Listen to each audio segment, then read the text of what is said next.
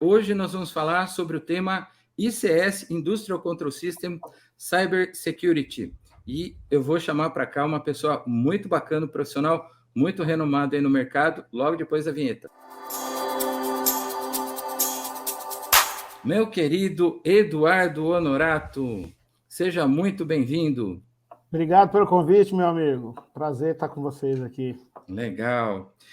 Bom, pessoal, para quem não conhece o Eduardo Honorato, né, eu vou pedir para que ele faça aí rapidamente uma apresentação. Edu, dá uma apresentada aí sobre o seu trabalho. Quem é o Eduardo Honorato para o mercado? Bom, eu sou CEO e fundador da Muni Security. A gente foi uma empresa focada em cibersegurança para o ambiente industrial. Já fui professor como você, pode ser que eu retorne. Fiz mestrado em sistemas de informação na época. Agora estou fazendo um MBA internacional no INSPER, decidi mudar um pouco a carreira. Legal, deu certo então, bacana. Deu certo, gostei dessa mudança. Mas nos últimos 10, 12 anos, eu tenho atuado muito com foco em implantação da norma 62443, fomentar mais a OT Cybersecurity, real gestão verdadeira desse tema. Né? Então, tem sido um desafio muito grande. Mas o mercado agora tende a ficar mais maduro. O tema está sendo falado, graças a Deus. Pessoal, para quem, então, além dessa explicação do Eduardo, né, para vocês conhecerem melhor, ele é um dos 4 primeiros brasileiros a se certificarem na norma IEC 62443, que uma parte dela, alguns tópicos dela, nós vamos comentar aqui nessa entrevista. Então, dentro da minha participação dentro da ISA, International Society of Automation, eu vim a conhecer o Eduardo há 4 anos atrás, e desde lá temos desenvolvido aí uma grande amizade, e encontrei um irmão, né, que eu não conhecia, estava perdido aí no mercado, estávamos, né, cada um num canto, e um dia, por causa da ISA, nós nos encontramos. Então, seja muito bem-vindo aí, Edu. Vamos então, aprender bastante com você aqui hoje, né? Então, vamos lá. Primeira coisa, Edu, assim, como consultor de planos diretores de transformação digital aplicada à indústria, eu trabalho um pouquinho diferente de como eu tenho percebido nas suas lives, né? Quando você costuma conversar, convidar clientes, seus parceiros de negócio, tal, eu tenho visto muito a aplicação de você estar falando do status quo da automação, né? O jeito que ela está hoje. E aí, o jeito que ela está hoje, você vai lá, faz o assessment, né? Faz o diagnóstico, e aí um plano de trabalho em seguida. Como eu trabalho com plano diretor, na grande maioria das vezes, eu ainda estou na fase de papel, né, daquele sistema, daquela arquitetura. E aí, esse daí tem sido uma pergunta recorrente das indústrias por onde eu tenho passado. Como é que funciona o assessment, o seu diagnóstico, né, falando em português, dentro de uma arquitetura que ela ainda não foi construída, ela ainda não é real, ela ainda é papel? Olha, só fazer uma contextualização antes, né? Pois é. Cibersegurança no mercado tem sido muito... cibersegurança de indústria também energia, infraestrutura crítica, tem sido no mercado muito confundido, porque a gente está escutando muita informação olha, se você não fizer isso, você vai ser hackeado. Olha, o hacker vai entrar e vai criptografar seu ambiente. Cara, compra isso que isso daqui te protege. E o que é cibersegurança, né, cara? Cibersegurança é ativo cibernético, como a norma diz, né, 624, cyber asset, né? Quais são os seus cyber assets? Qual a consequência e impacto dele em gestão de risco? Que você falou de sair do papel. Qual que é a consequência e impacto desse ativo para a operação, para o safety? Né? E aí, dando ainda na fundamentação, o mercado publicou muita coisa, e a ISA falhou nisso também, tá? Se você pegar a norma 62443-1-1, ela tem a tríade CIA, que é confidencialidade, integridade, availability, que é disponibilidade. Isso é da TI, isso é de informação. O risco de informação é diferente do risco operacional. E aí, o que as bibliografias fizeram? Eles inverteram isso daí, colocaram disponibilidade na frente do resto. Como se manter-se disponível é muito importante. E aí começa a primeira falha. porque o risco operacional é safety.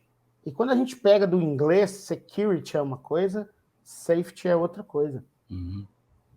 E existe uma tríade, é uma bibliografia de um grande amigo lá dos Estados Unidos, um livro que até recomendo.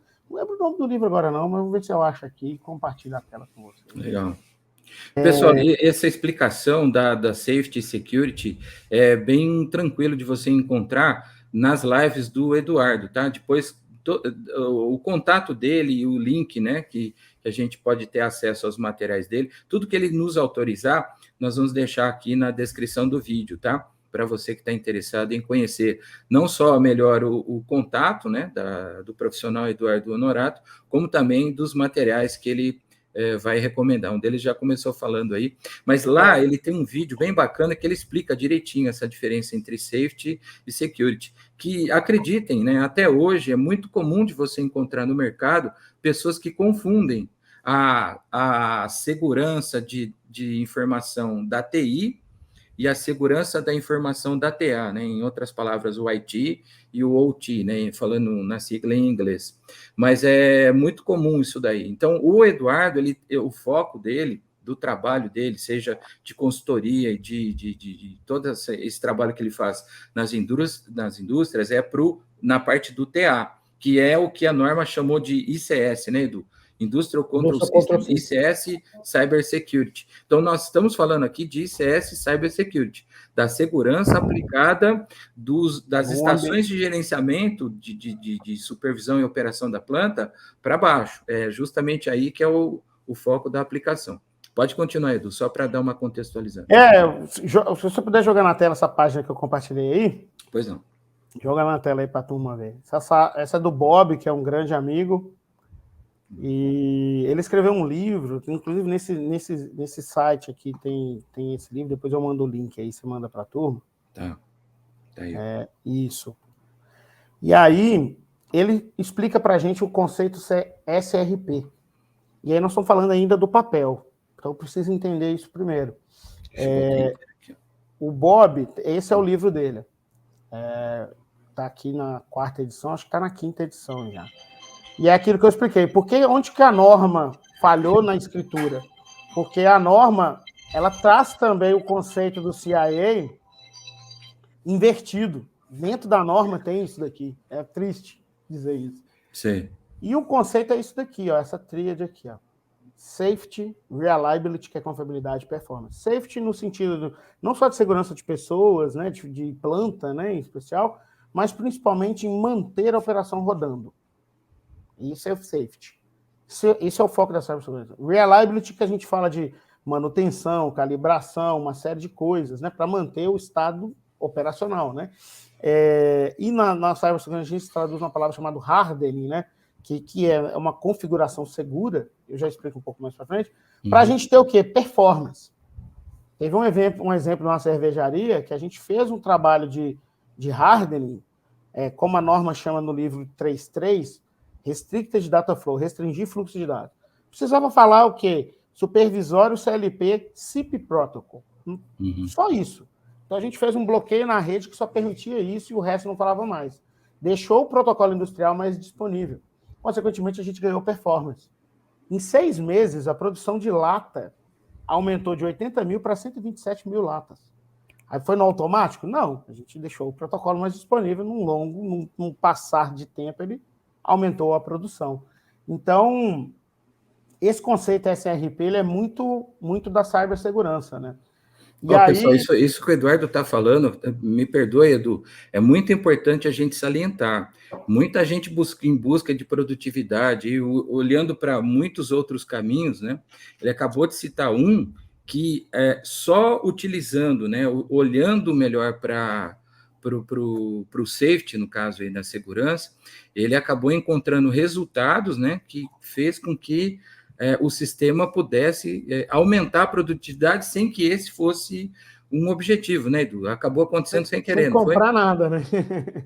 Sem comprar nada, só gestão. E o pessoal não assustou mesmo. Lá quando chegou Assustou. Foi curioso esse negócio que eu fiz no mês de novembro, quando foi em junho, voltei. O controller da planta, eu raramente falo com o controller, ele pediu uma reunião comigo. Falei, o que aconteceu? Parou a rede, parou a planta. E ninguém me falava o que era.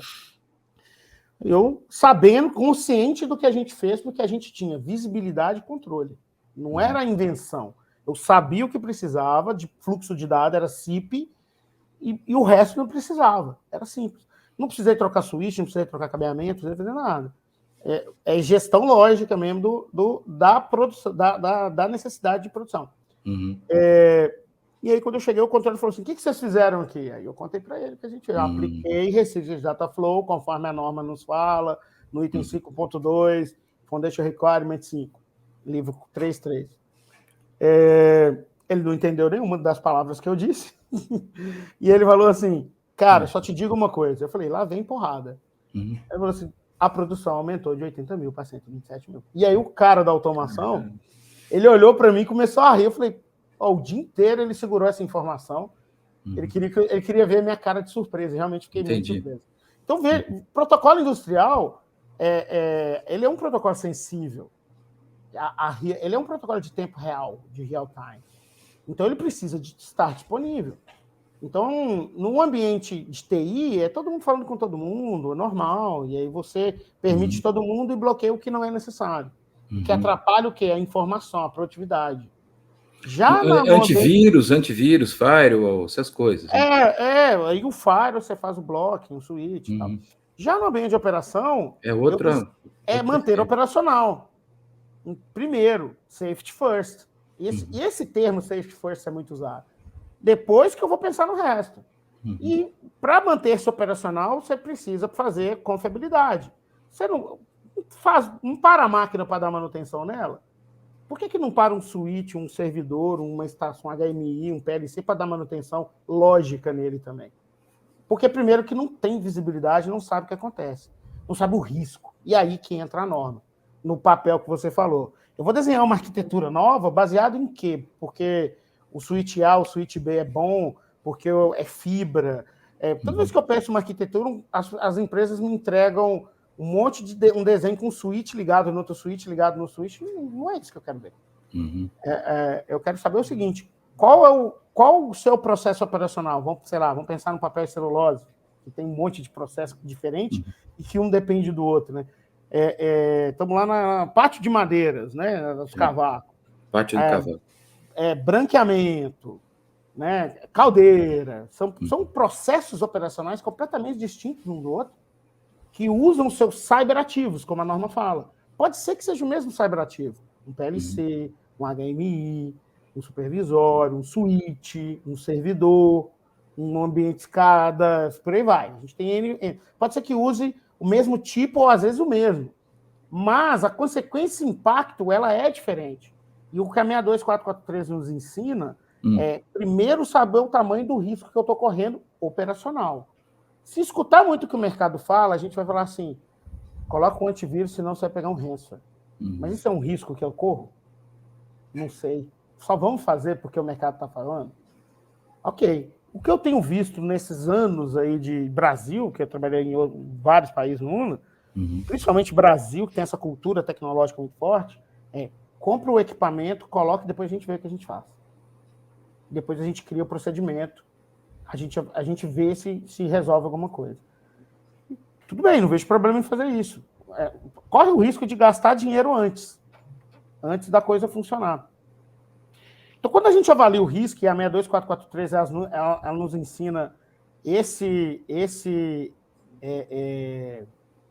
fluxo, né, de avalie o risco, entende aí, se você puder compartilhar até, tem mais uma coisinha para mostrar aí. Esse documento da ISA, é que eu não sei o link desse documento para você compartilhar para o pessoal, mas eu vou tentar achar e te mando, você manda para todo mundo. Claro, claro. Esse é um documento público da ISA, legal que ela fala da norma, mas eu queria pegar nessa imagem aqui, ó, que é o ciclo de vida da 62443. E ela é dividida em 4 fases, que é esse retangular e essas 3 bolinhas no meio. O retangular é política, procedimento e treinamento e conscientização. E auditoria periódica. É sempre avaliar se o processo está certo. Mas, principalmente, eu começo na fase de assess, que é a fase de avaliação, de fazer um risk assessment, de saber o risco detalhado.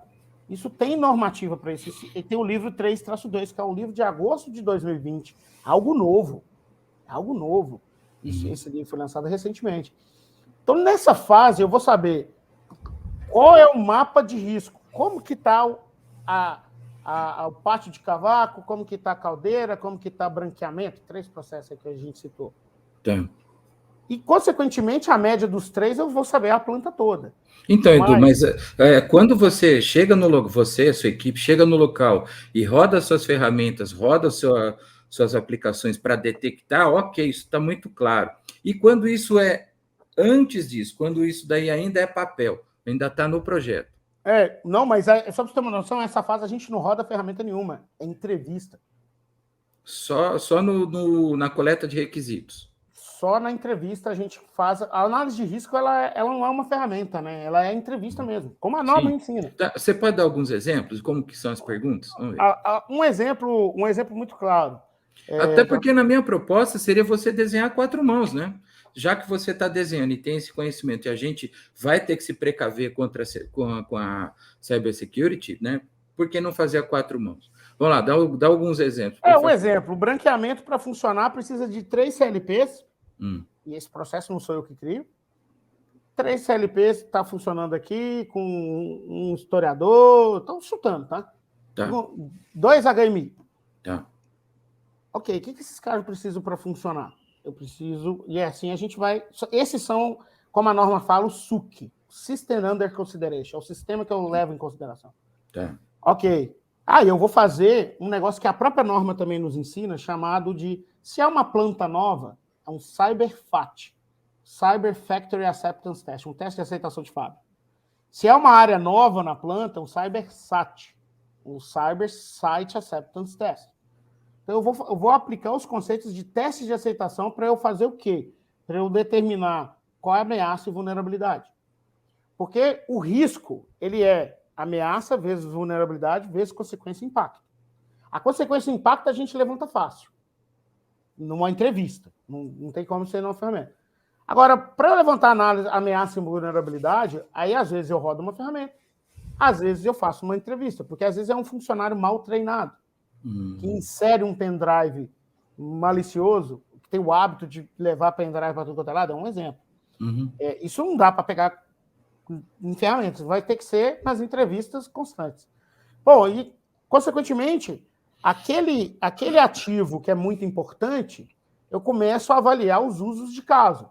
Se o operador chegar aqui com pendrive, se o operador ligar de maneira errada, se a implantação desse HMI não tiver, se esse HMI não tiver isolado e ele estiver concorrendo com outros protocolos, fica lento. Então, no teste de aceitação prévio, quando não existe nada, né? A gente faz essa avaliação de risco, eu sei já o tamanho do risco que eu tenho, o risco de quê? E volto a repetir, risco de safety, risco da operação parar. Consequentemente, eu já sei basicamente a necessidade desse ativo para ele se manter operacional, está falando do branqueamento, né? Se eu fizer isso em cada setor, por exemplo, do papel e celulose que eu citei como exemplo, consequentemente, eu tenho a planta toda avaliada. Isso é o que a norma nos ensina nessa fase de assets. Edu, ela fala alguma coisa de oportunidade? Porque tudo que você falou até agora é ameaça, né? E a gente sabe que tem a curva de distribuição normal, né? E a mediana. Um lado é ameaça, outro lado é oportunidade. Até agora, a única que você falou de oportunidade foi aquela do ganho lá de produtividade. Achei bem bacana. Aquilo é uma oportunidade. Então, mas oportunidade vocês nunca chegam a Não, porque planejar. Não é o foco da cibersegurança. Só olhar para a ameaça mesmo. O foco mesmo. da cibersegurança é mitigação de risco. Então. E risco é ameaça vezes vulnerabilidade vezes consequência e impacto. Tem algum que você transfere ao invés de mitigar? Sempre. A mitigação de risco, eu posso eliminar o risco. Um exemplo que aconteceu recente, a vulnerabilidade bem crítica de um PLC Schneider num cliente, ela estava afetando o transporte do protocolo quando havia uma concorrência com o protocolo ARP. Olha só, o protocolo ARP é um protocolo extremamente necessário para a rede Ethernet. Não tem como ter rede Ethernet sem ARP, e o próprio ARP estava atrapalhando o PLC. Caramba. Quando a gente isolou o PLC numa sub-rede só dele, aí não tinha ARP concorrendo. Consequentemente, o CLP nunca mais parou, tem 2 anos isso. Parava durante 9 anos. Trocaram o switch, trocaram o cabeamento, trocaram o CLP. E era uma vulnerabilidade do CLP que não tinha correção. Tá, esse daí é um exemplo de uma, esse é o exemplo de uma resposta liminar. E tem o transferir? E o transferir, sim, tem também o transferir. Muitas empresas hoje estão transferindo até para terceiros isso. E tudo bem. O risco não está num contrato terceiro. Isso tem acontecido. A Munio faz esse tipo de trabalho? A Munio faz esse tipo de trabalho. Por exemplo, detecção e resposta, detectar incidentes e responder, normalmente é uma transferência do risco. O que é detecção e resposta? Porque se eu sei do meu risco, eu mitigo, ainda tem um residual. Nesse eu faço detecção e resposta. Entendi. E esse risco residual, normalmente, é difícil para as empresas fazerem. É um serviço muito forte que a gente faz na Munio, é essa detecção e resposta. Legal. Porque muita gente chama de SOC. Aí é um erro, né? Falar SOC é um centro de operação de segurança. Detecção e resposta é um dos serviços de um centro de operação de segurança. Bacana. Ó, pessoal, estou tentando puxar do Eduardo aqui, né, as respostas. A primeira é eliminar, que é o sonho de consumo de todo profissional como Eduardo. Ele quer realmente trabalhar e vai buscar sempre eliminar. Mas nem todo lugar ele consegue. Então, quando não consegue eliminar, ele busca uma outra alternativa que seria transferir. Ele acabou de dar exemplo, né? Por exemplo, contratar terceiros. A terceira seria mitigar, que é o que ele falou bastante de ameaça até agora. Edu, dá um exemplo de planejar, aceitar. Que você tentou eliminar, não deu, tentou transferir, não deu, tentou mitigar, também não deu. A única alternativa de planejamento é planejar, aceitar quando acontecer uma bomba. Eu vou te falar que 90% da audiência nossa, nem sei quem são, estão aceitando o risco. Mas porque não sabe. Porque não avalia. Porque não sabe o risco da Essa é a mais aplicada. Isso acontece todos os dias. Toda empresa que eu visito, o que eu mais vejo, o cara, mas nunca parou. Você me deu um exemplo, Edu, quando a gente estava tomando uma cerveja, no boteco, coisa de papo de boteco mesmo. Você falou para mim que você estava num cliente e ele tinha uma estação lá que rodava uma aplicação que era uma coisa específica, não sei se era de mineração, siderurgia, e que rodava um Windows 95. E era um negócio antigo, não tinha como trocar. Você lembra disso? É o Windows NT. O Windows NT. E era NT, né? Pô, 95, aí eu forcei a amizade agora. Mas já vi também, entendeu? que era um aplicativo, a empresa não existia mais, tal, que essa estação ela tinha uma função no processo e não tinha como trocar, né? É isso. E aí não tinha outra alternativa de que, então, quando acontecer, a gente já tem a contingência. Aí, quando a gente chegou lá, eles não entendiam aquilo como um risco. Eles não entendiam. Dava problema, eles reinstalavam a máquina e voltavam a máquina à operação. Mas vem a pergunta, em quanto tempo? Quando eu sentei e falei, em quanto tempo? E muita gente acha que isso não é cibersegurança. É um cyberativo importante para o processo que, se ficar operacional, há uma perda operacional. Então, é cibersegurança. Muitas vezes as pessoas pensam em cibersegurança, é o que eu falei no começo, só em hacker, em vírus.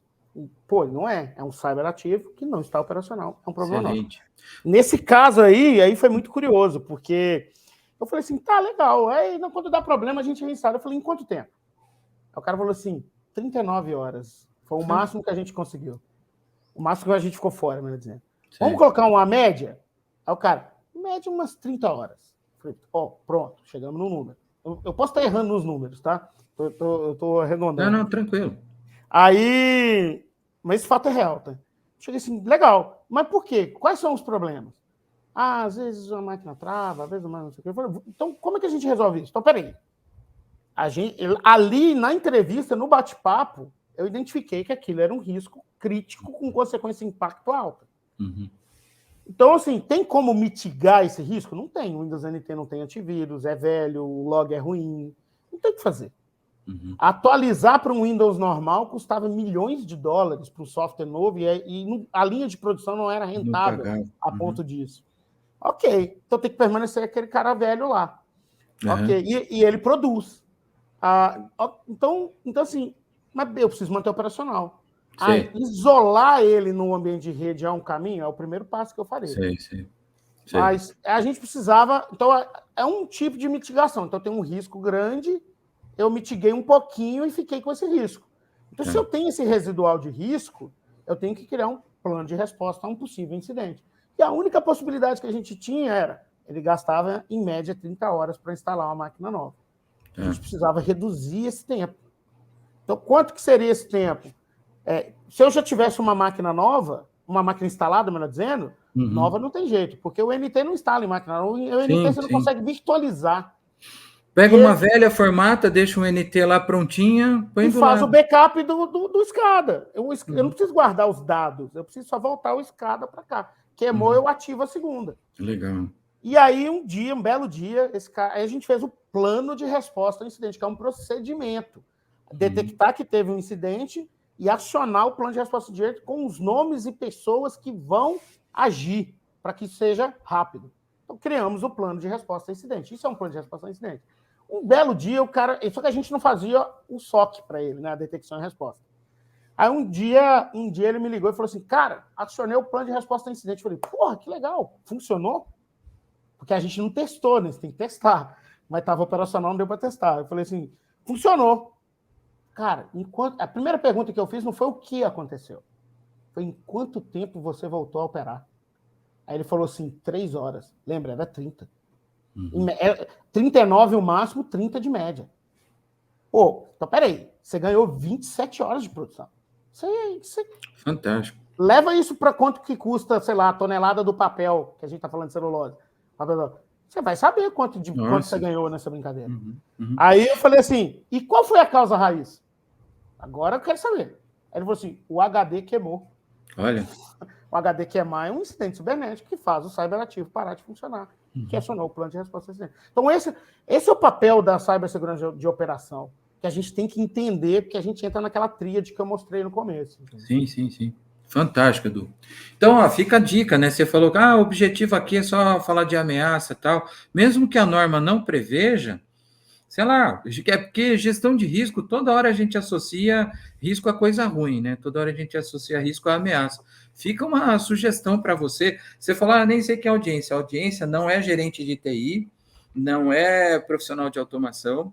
Claro que temos vários profissionais de automação, mas a principal audiência nossa, é gestor industrial. Isso. E ele entende como ninguém o que você está falando aí, planta parada, máquina parada, quanto custa o rolo de papel, quantos metros você deixou de enrolar. Ele entende muito bem dessa conta e ele está muito interessado nisso, Edu, por quê? Né, se ele está aqui nos assistindo, né? Justamente para a gente poder trazer valor, levar valor até ele, né? E eu gostei demais dessa dica que você falou, né? Do aumento da produtividade, quando você foi para resolver a ameaça, que às vezes existem essas simetrias, não exatamente com a mesma amplitude, mas existe simetria. E às vezes, quando você está resolvendo uma ameaça por um risco, né? Eu estou falando isso pelo gerenciamento de projetos, né? Você acaba impactando numa oportunidade.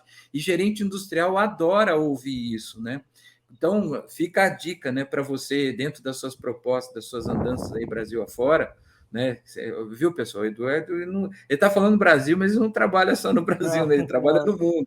Quando você estiver aí pelo mundo, que tal você falar das oportunidades? Isso ajudaria? Isso ajudaria. Um gestor industrial ele vai começar a prestar mais atenção em você, Edu. Eu não tenho dúvida disso. A gente com a experiência que a gente teve nessa cervejaria que eu falei, a gente começou a mudar um pouco o discurso, porque a gente realmente... É difícil, numa fase anterior à consultoria, a gente medir isso. Que aí fica uma especulação, não pode ser. Mas depois que a gente avalia o risco, deixa de ser... Pode ser. É real. A gente consegue mostrar essa oportunidade. Mas aí é aquela questão que você falou do papel, né?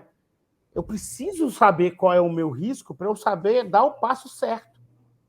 Para eu não ficar chutando demais. Exato. Aí vem minha segunda pergunta, né? Porque quando a gente identifica, os próximos processos de planejamento, de gestão de risco são qualificar e quantificar. Pelo que eu estou entendendo, né? A gente ainda não trabalhou junto, mas como eu te disse, tá bem pertinho da gente trabalhar junto, né? Em aplicações.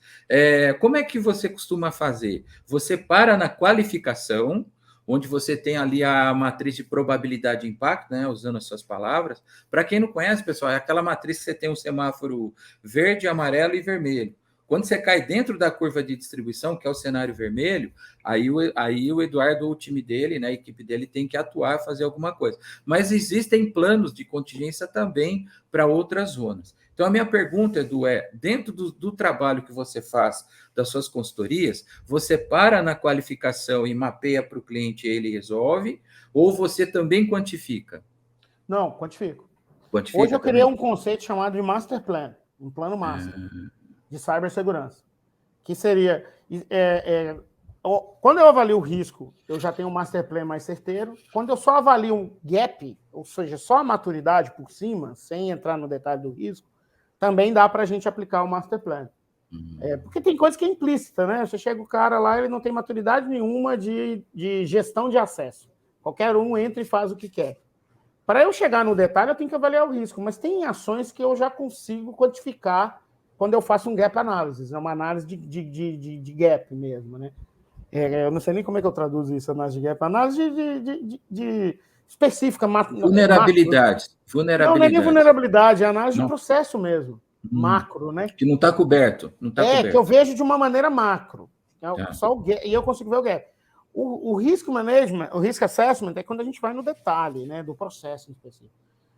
Os dois são importantes, né? Mas muita empresa já começa fazendo um gap maturity, né, que a gente chama, maturidade gap. Você já tem uma visibilidade muito boa.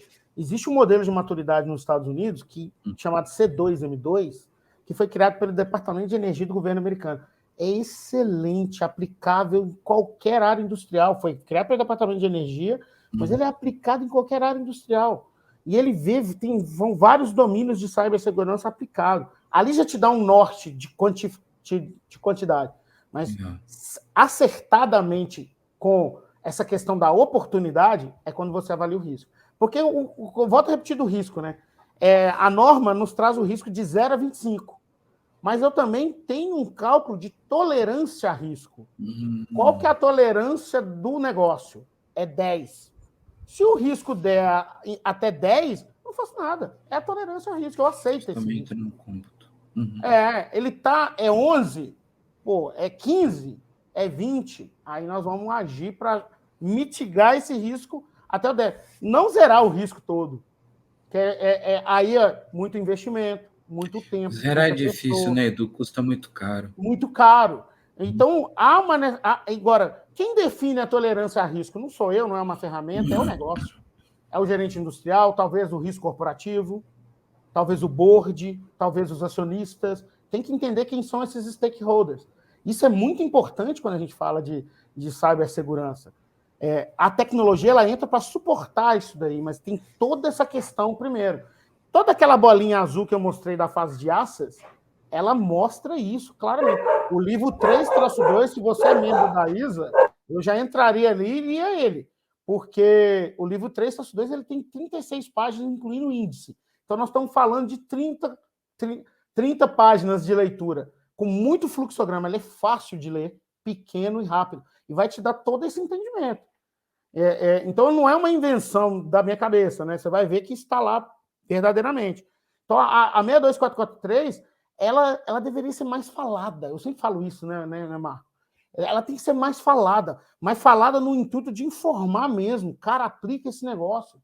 Porque isso vai ser bom, vai te gerar maturidade. E não vai gerar maturidade só para a cibersegurança. Ela vai te dar uma maturidade para o plano diretor que a gente está falando, para a arquitetura. Ela vai te dar uma maturidade para você aplicar as outras coisas que você tem que fazer.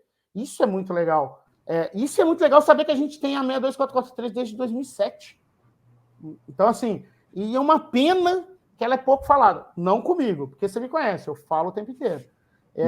E que as pessoas... Dá trabalho aplicar? Dá, porque é gestão. E as empresas normalmente têm pouca cabeça, pouca gente. Né? Então, dá trabalho, a pessoa quer... Isso é muito do brasileiro, que a gente tem que saber lidar com headcount, né? Com pouca gente no time. Ou pouco investimento. Então, acaba dando saltos para que uma tecnologia talvez resolva esse risco, e por aí vai. Mas, no final das contas, a gente não sabe o que a gente está mitigando. Se você, gestor industrial, ou operador, o que seja, ou da automação especial, se você chegar com um mapa de risco para o board, cara que solta o dinheiro, falando, eu estou risco 22, se eu fizer, e com consequência impacto tal, se eu fizer isso, eu caio para a tolerância de 10, cara, o cara não vai pensar duas vezes em soltar o dinheiro, porque ele está vendo ali. É crítico para o negócio. Então, e você está com uma fundamentação muito forte teórica. Né? A gente que é professor, a gente se preocupa muito com metodologia, fundamentação teórica. Você tem tanto uma fundamentação teórica, uma metodologia muito aceita, é uma IEC, aceita em 190 países para mais, em que não tem como o board falar assim, não, isso é uma invenção. Não é. Está aqui, está feito, trabalho. Então, a cibersegurança na operação eu gosto porque ela é muito mais fácil de você alinhar com o negócio do que cibersegurança de informação, da TI. A cibersegurança de informação da TI, só para a gente fazer um paralelo, ela vai ser muito importante em empresas cuja informação ela é muito importante. Olha lá, um iFood. Pô, se o iFood perder a informação, ou a informação não tiver íntegra, um banco, eu tenho R$1.000 na conta, é 1.000, não é 10.000, não é 100, é 1.000.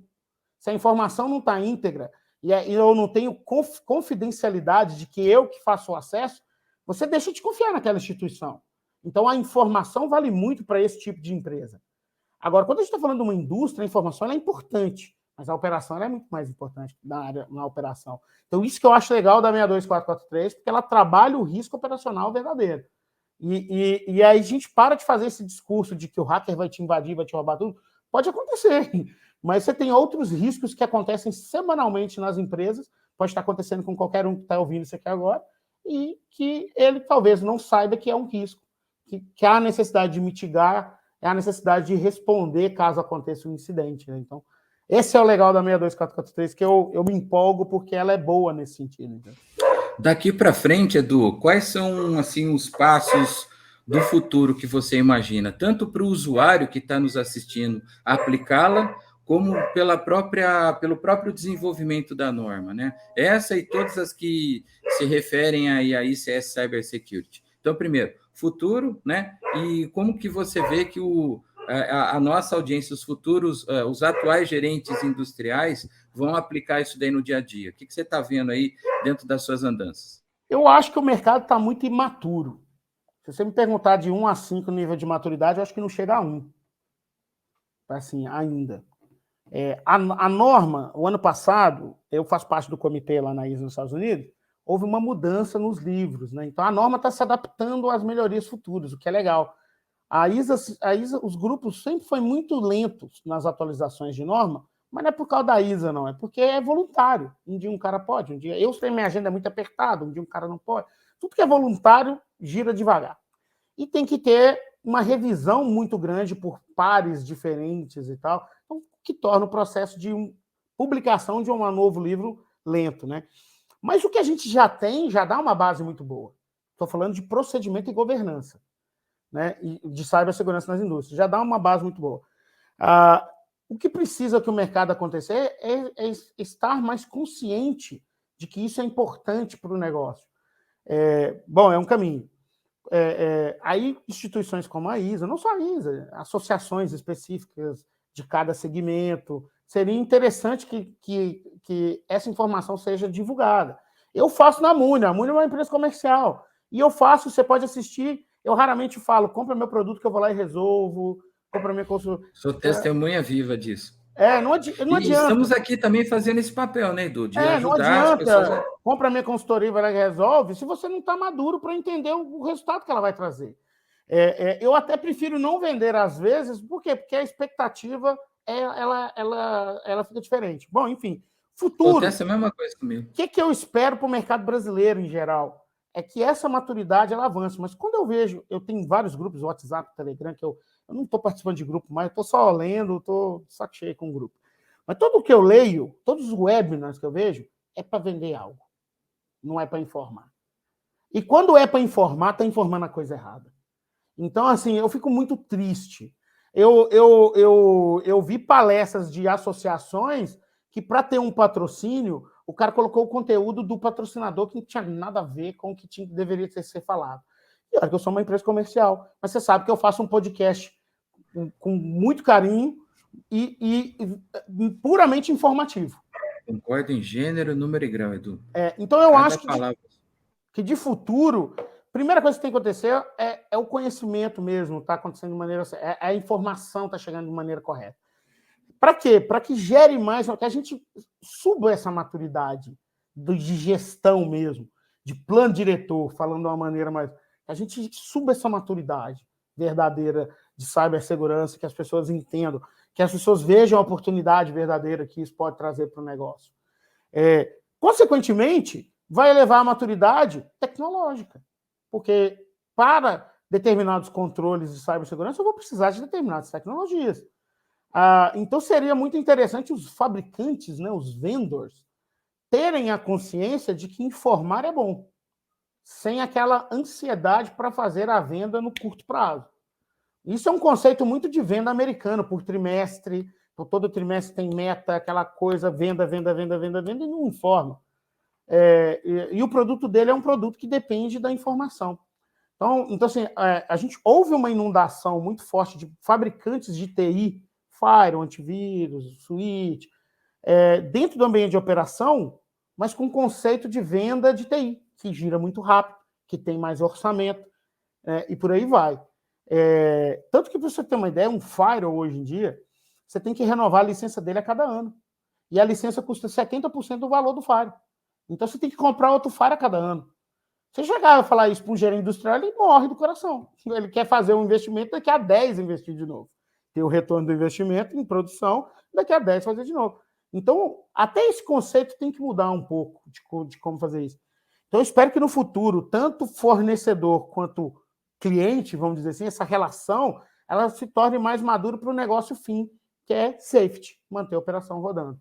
E isso há uma necessidade de awareness, né, do inglês, de conscientização, de conscientizar muito forte. Esse trabalho que você está fazendo, o podcast que eu faço, é um curso de extensão, como a gente está vendo o pessoal da Unicamp fazendo lá com você, e outras coisas mais que estão acontecendo. Tem o pessoal da Universidade de lá de Santa Catarina que eu conheço, entre outros aí, mas não são muitas as iniciativas.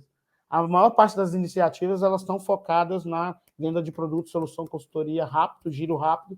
Isso não traz maturidade para o mercado. Eu fico muito preocupado porque eu vejo empresas grandes achando que estão avaliando o risco certo e, na verdade, não estão. E aí, quando tem um incidente, que eu já vi casos que deu, não sabe o que fazer, não sabe como avaliar. Então, esse é o recado aí. É impressionante como nós estamos alinhados, Edu. Acho que não é à toa, porque não é à toa que a gente é irmão, né? A gente é irmão. Dá vontade de ficar o resto do dia aqui conversando com mas você. Senão a gente fica o dia inteiro. Mas eu sei que o seu cronômetro aí já está te sinalizando. Eu queria, então, que você pudesse dar aí suas últimas palavras para a gente poder encerrar, Edu. Alguma ideia, alguma noção assim, que você gostaria de deixar para os gestores industriais? Fica à vontade. A primeira coisa, saiba o seu risco. Saiba o seu risco alinhado com o seu processo de negócio. O primeiro ponto é esse. Se você não sabe avaliar, contrata alguém que avalie. Agora, auditoria de risco é um negócio muito interessante. Você tem que ter avaliação interna, mas os vícios do dia a dia te fazem errar na avaliação. Então, é importante você contratar periodicamente uma auditoria externa para contrapor a sua avaliação interna e trazer best practices, né? Melhores práticas de mercado para que te ajude. Mas avalie seu risco, mitigue o seu risco à medida do possível e responda ao incidente caso aconteça. É a tríade, as 3 bolinhas que eu mostrei da ISA. Então, aplique isso verdadeiramente. Agora, se algum fabricante querer te enfiar uma tecnologia, você fala com ele, calma, jovem, eu vou avaliar meu risco, vou saber o que mitigar, e na mitigação pode ser que eu te chame para conversar. E pronto. Se o cara enfiar coisa, você fala, calma, jovem, nós vamos comprar de você na hora certa. Vamos criar o plano primeiro, vamos saber o que fazer, e aí a gente vai comprar a coisa certa para mitigar a coisa certa. Mas começa com a premissa da avaliação de risco. Isso que eu resumi é a 62443, pessoal. Aplica verdadeiramente, não tem outro caminho. Edu, grande abraço, bons negócios para vocês, até a próxima. Valeu. Tchau, pessoal. Tchau.